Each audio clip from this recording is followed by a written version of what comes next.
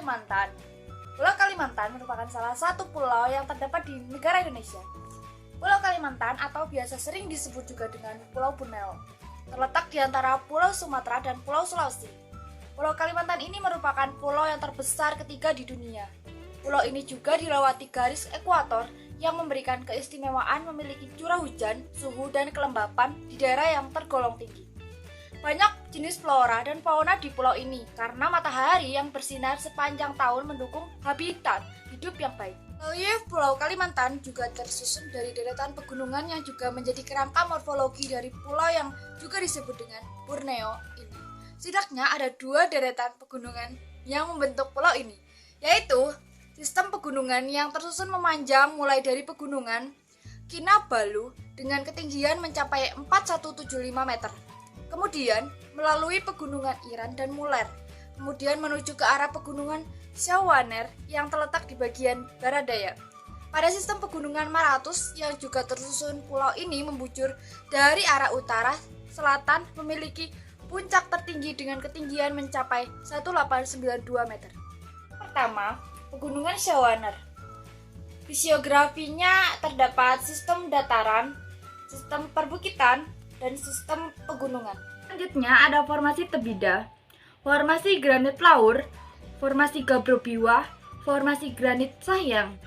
Selanjutnya ada formasi Malihan Pinoh, dan yang terakhir formasi Tonalit Sepauk.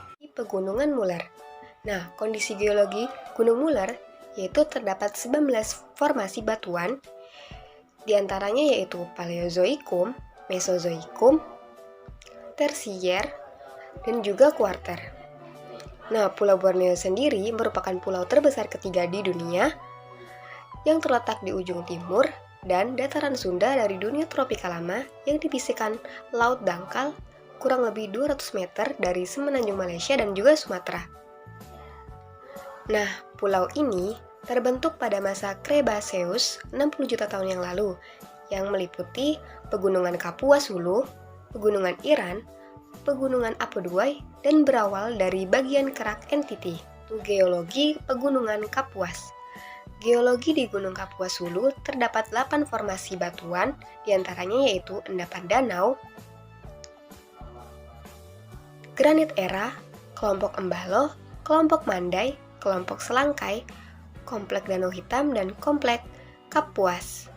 Ekosistemnya masuk ke dalam kelompok hutan rawa putat, hutan rawa kawi, hutan rawa rengas, hutan rawa tempurau, hutan rawa gambut kelansau kerintak, dan juga hutan kerangas.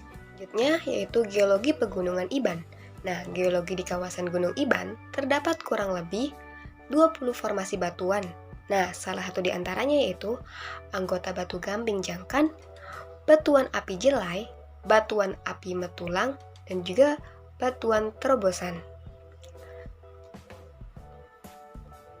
Jenis tanah di daerah ini adalah aluvial, potsolik, dan kompleks potsolik, klatosol, dan litosol. Yaitu geologi pegunungan Meratus. Nah, geologi pegunungan Meratus bagian utara terdiri dari batuan utama yang menjadi bahan induk bagi jenis-jenis tanah yang terdapat di dalamnya. Nah, kemudian jenis bahan induk utama yang membentuk tanah-tanah di areal ini adalah granit, granodiorit, serta batu pasir, konglomerat, sabak, kersik, serpih, lempung, dan batu gamping. Sedangkan pada bagian selatan tidak jauh berbeda, di mana terdapat lempung yang mempunyai ketebalan beberapa meter di dalamnya. Terdapat batuan besar atau blok, batu gamping, batuan metamorf, batuan pasir, dan konglomerat. Sumber daya alam mineral di Indonesia. Sumber daya alam mineral merupakan cadangan bahan galian bumi yang tidak terbarukan, memiliki nilai yang tinggi, serta bermanfaat bagi kelangsungan hidup manusia. Contoh sumber daya alam seperti minyak, bumi, gas alam, batu bara, timah, tembaga, belerang, dan fosfar. Menurut Undang-Undang Dasar 1945 di Indonesia, negara memiliki kewenangan untuk menguasai sumber daya alam mineral dan batu bara sesuai dengan pasal 33 ayat 3 UUD 1945 bahwa bumi dan air dan kekayaan alam yang terkandung di dalamnya dikuasai oleh negara dan dipergunakan untuk kemakmuran rakyat. Isu yang kita ambil yakni penegakan sanksi pidana dalam kasus usaha tambang mineral dan batu bara yang ada di Kalimantan.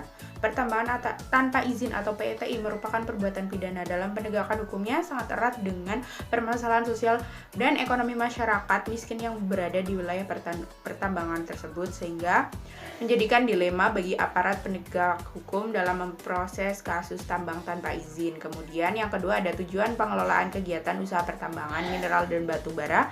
Secara langsung PETI memberikan manfaat pada pendapatan masyarakat lokal, daerah, dan negara, juga menciptakan lapangan pekerjaan. Menurut Kartodiharyo dan Suntana 2010 menyatakan bahwa PETI tidak sejalan dengan tujuan pertambangan yang sebenarnya, yakni 1.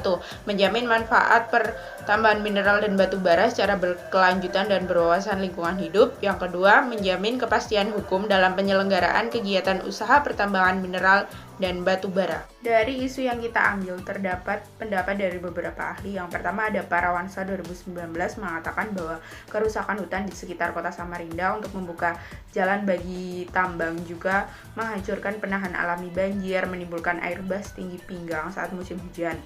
Kemudian tambang batu bara ini seringkali meracuni air yang digunakan para petani untuk mengairi sawah. Para petani ini sudah mengajukan tuntutan agar pemerintah mewajibkan para penambang ini untuk membersihkan pencemaran air yang terjadi dan menyediakan layanan kesehatan. Kemudian pendapat ahli yang kedua ada Natalis 2017 mengatakan bahwa tambang di wilayah Samarinda mencemari air mencakup 70% sehingga menimbulkan banjir dan kurang membuat rakyat sejahtera dari segi ekonomi. Perburuan batu bara yang telah menarik penambang internasional ke Kalimantan Timur telah merusak ibu kota provinsi Samarinda yang beresiko ditelan pertambangan jika eksploitasi deposit mineral itu berkembang lebih jauh dan dilakukan secara terus-menerus. Solusi dari isu tersebut ialah perlunya pengawasan periodik dan inspeksi terhadap semua tahapan aktivitas pertambangan di Indonesia. Penegakan hukum di lingkungan dilaksanakan secara konsekuen oleh para penegak hukum. Penerapan sanksi yang berupa denda di dalam Undang-Undang Nomor 4 Tahun 2009 tentang pertambangan mineral dan batu bara hendaknya bersifat progresif, berdasarkan kapasitas produksi dan keuntungan dari setiap perusahaan pertambangan dan atau mineral. Sekian penjelasan dari kelompok 7. Apabila ada kesalahan pengucapan kata mohon dimaafkan. Terima kasih.